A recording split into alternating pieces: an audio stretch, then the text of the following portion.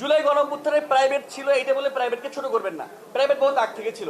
যদি শুধুমাত্র বলা হয় জুলাই আগস্টের গণঅভ্যুত্থানে প্রাইভেট বিশ্ববিদ্যালয় হাজির ছিল, এইটা বরং প্রাইভেটের অবদানকে খাটো করা হয়। দেখুন, আমি স্পষ্টত বিশ্বাস করি শুধুমাত্র যদি বলা হয় এই জুলাই গণঅভ্যুত্থানই প্রাইভেট ইউনিভার্সিটির অবদান ছিল, এইটা বলার মাধ্যমে প্রাইভেট বিশ্ববিদ্যালয়কে খাটো করা হয়।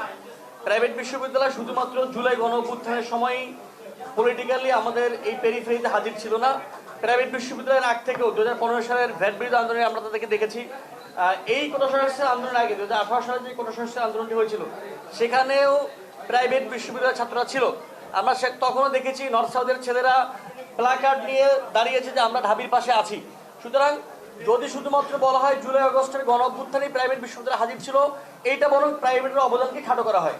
প্রাইভেট আমাদের পলিটিক্যাল যে সকল দাবি দেওয়া তার সঙ্গে আগে থেকেই যুক্ত ছিল। সুতরাং আমি মনে করি প্রাইভেটের যাত্রা এই 18 জুলাই বলে শুরু হয় নাই, প্রাইভেটের যাত্রার আগ থেকে শুরু হয়েছে।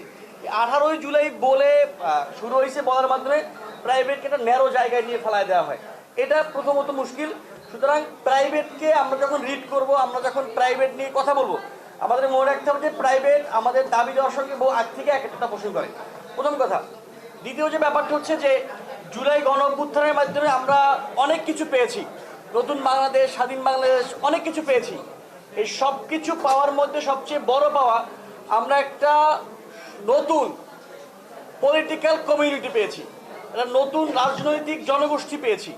এই রাজনৈতিক জনগোষ্ঠীর মধ্যে সবচেয়ে গুরুত্বপূর্ণ এন্টিটি হচ্ছে প্রাইভেট বিশ্ববিদ্যালয়। যদি এই প্রাইভেট বিশ্ববিদ্যালয়কে আমরা হারায় ফেলি, এর থেকে বড় লস বাংলাদেশ তার হিস্ট্রিতে কখনো করে নাই এবং সামনেও করবে না। সুতরাং প্রাইভেট বিশ্ববিদ্যালয়ের ছাত্ররা এই জুলাই গণঅভ্যুত্থানের পরে যেভাবে রাজনৈতিকভাবে নিজেদেরকে হাজির করতে চাইতেছে, এখনো চাচ্ছে, এইটাকে ধরে রাখতে হবে। এই দায়িত্বটা বৈষম্য বিরোধী ছাত্র আন্দোলনের জন্য সবচেয়ে বড় দায়িত্ব বলে আমি মনে করি। আমি বারবার গণমাধ্যমে বলেছি, বিভিন্ন সোশ্যাল মিডিয়ায় লিখেছি, এখনো বলছি যে জুলাই গণঅভ্যুত্থানের পরে বৈষম্য বিরোধী ছাত্র আন্দোলনের সবচেয়ে গুরুত্বপূর্ণ দায়িত্ব হিসেবে আমরা যেটাকে অনুভব করেছি, সেটা হচ্ছে এই যে নতুন রাজনৈতিক জনগোষ্ঠী, যে জনগোষ্ঠীর মধ্যে অন্যতম জনগোষ্ঠী হচ্ছে প্রাইভেট বিশ্ববিদ্যালয়ের ছাত্ররা, এদেরকে পলিটিক্যালি অ্যাটাচ করা, অ্যাকোমোডেট করা হচ্ছে আমাদের সবচেয়ে বড় দায়িত্ব। ধরুন, যতক্ষণ না অবধি বাংলাদেশের অন্যান্য বিশ্ববিদ্যালয়, পাবলিক বিশ্ববিদ্যালয় সহ অন্যান্য যারা আছে, এদের রাজনৈতিক জার্নি যত প্রলম্বিত, এত বেশি প্রলম্বিত যতক্ষণ অবধি, বা এরা যতদিন রাজনীতি করছে ক্যাম্পাসে, এরা যতদিন রাজনীতি শিখছে, ততদিন যদি প্রাইভেট না করতে পারে, ততদিন অবধি বাংলাদেশে কোনো নির্বাচনে দেওয়া উচিত না। কারণ এই প্রাইভেট বিশ্ববিদ্যালয়ের ছাত্ররা যদি ঢাকা ইউনিভার্সিটির ছাত্র নেক্সট ইলেকশনে মাস্টার্সে পড়া বা 22-23 বছর, আমরা শুনতেছি সরকার 21 বছর বয়সে সংসদ সদস্য হওয়ার জন্য সময় বেড়ে দেবে, 21 বছর বয়স হলে সে এমপি ইলেকশন করতে পারবে। তাহলে যদি ঢাকা ইউনিভার্সিটির একটা ছেলে সেখানে কমপ্লিট করতে পারে, প্রাইভেট একটা ছেলে কেন পারবে না? তবে ঢাকা ইউনিভার্সিটির একটা ছেলে যে জার্নির মধ্যে দিয়ে আসছে, প্রাইভেটকেও সুযোগ দিতে হবে, তাদেরকে ওই প্রসেসের মধ্যে দিয়ে নিতে হবে, নেওয়ার মাধ্যমে বাংলাদেশের একটা রাজনৈতিক জনগোষ্ঠী বিল্ড আপ করতে হবে। এর আগে বাংলাদেশে কোনোভাবেই এই রাজনৈতিক জনগোষ্ঠীগুলো যারা নিজেদেরকে হাজির করতে চায়, দাবি করে, এটা বৈষম্যবিরোধী ছাত্র আন্দোলন হোক, অন্য সকল পলিটিক্যাল পার্টি হোক, তাদের এটা একটা হিপোক্রেসি। প্রাইভেটকে প্রসেসের মধ্যে না নেওয়াটা একটা হিপোক্রেসি। সুতরাং আমরা জুলাই গণঅভ্যুত্থানের মাধ্যমে অনেক কিছু পেয়েছি, সব পাওয়ার সবচেয়ে বড় পাওয়া আমরা প্রাইভেট বিশ্ববিদ্যালয়কে পেয়েছি।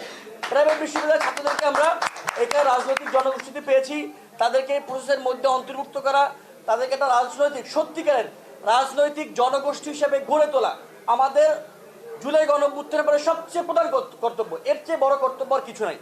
সুতরাং এই বিষয়টি আমাদের সবার খেয়াল রাখতে হবে। বাংলাদেশের অন্যান্য রাজনৈতিক দলগুলো যারা আছেন, রাজনৈতিক ছাত্র সংগঠনগুলো আছেন, যারাই আছেন, আপনাদের সবার প্রতি বৈষম্য বিরোধী ছাত্র আন্দোলনের পক্ষ থেকে মুহূর্তে আহ্বান জানাবো, আপনারাও প্রাইভেট বিশ্ববিদ্যালয়কে কিভাবে অ্যাকোমোডেট করা যায় আরো বেশি বেশি সেই চেষ্টাটা করে যাবেন।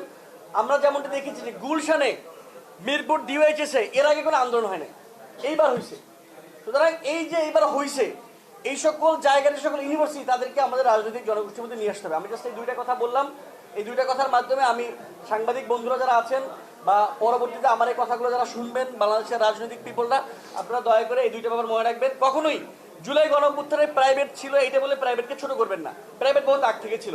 দ্বিতীয় হচ্ছে প্রাইভেটের যারা আমাদের মধ্যে এসছে এখন রাজনৈতিক কমিউনিটির মধ্যে, তাদের প্রত্যেককে ধরে রাখা এবং রাজনৈতিক জনগোষ্ঠী হিসেবে বিল্ড আপ করা আমাদের প্রধান কর্তব্য। আমরা যাতে আমাদের এই কর্তব্য ভুলে না যাই।